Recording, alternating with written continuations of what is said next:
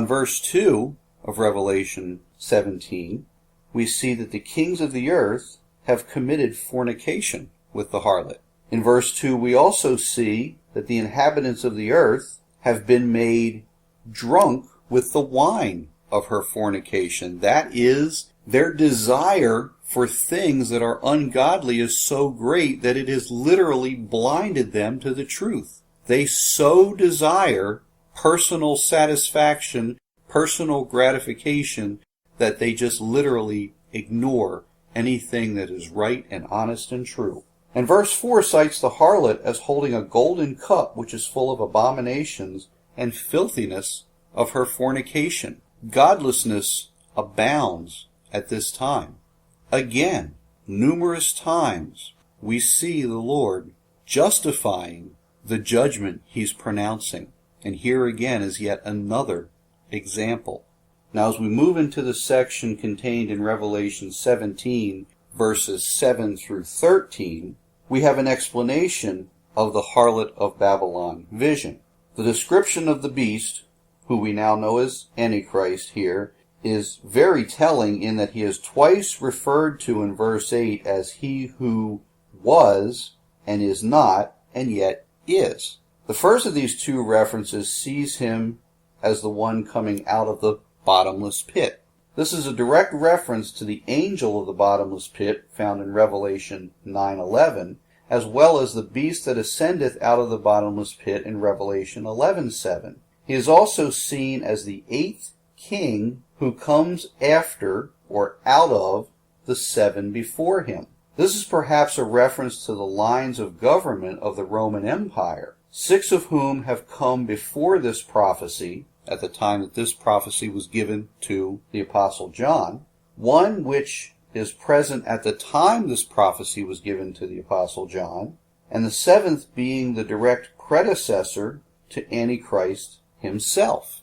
And this follows historically what we know to be true, and we only have the 8th kingship or the 8th rulership left to come. Now remember, the focus here is on the Roman Empire, because Antichrist will come out of the Roman lineage. He will come out of that leadership. Now if we look at the lines of government from the Roman Empire, before the Caesars there were 5 varieties of governmental leadership. There were Roman kings, there were consuls, there were tribunes, there were decemviri, and there were dictators.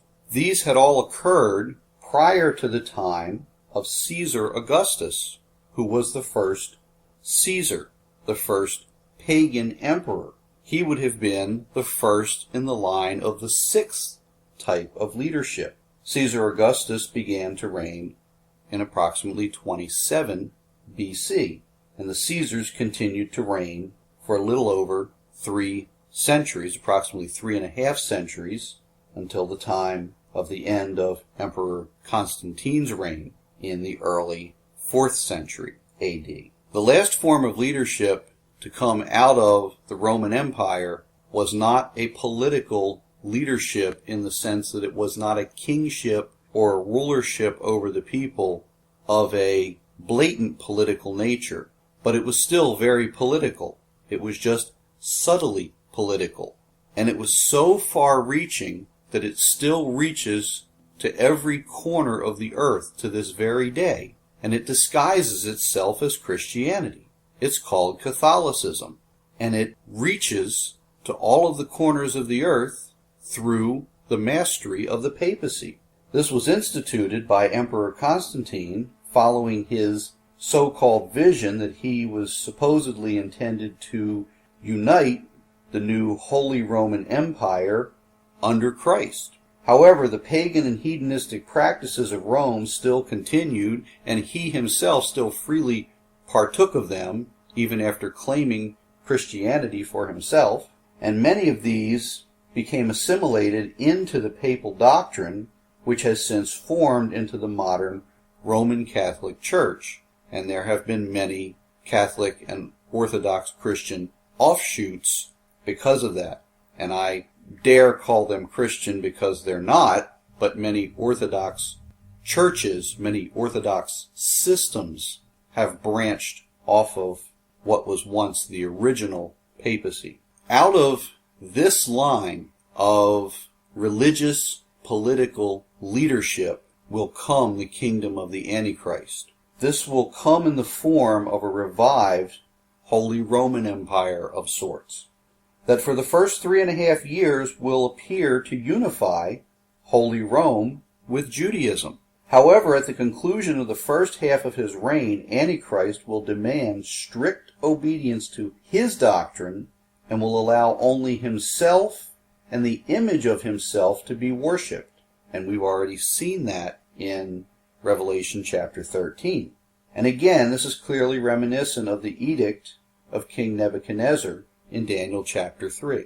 Now, the 7 mountains reference in verse 9 of Revelation 17 places the foundation of the anti-Christian empire in Rome.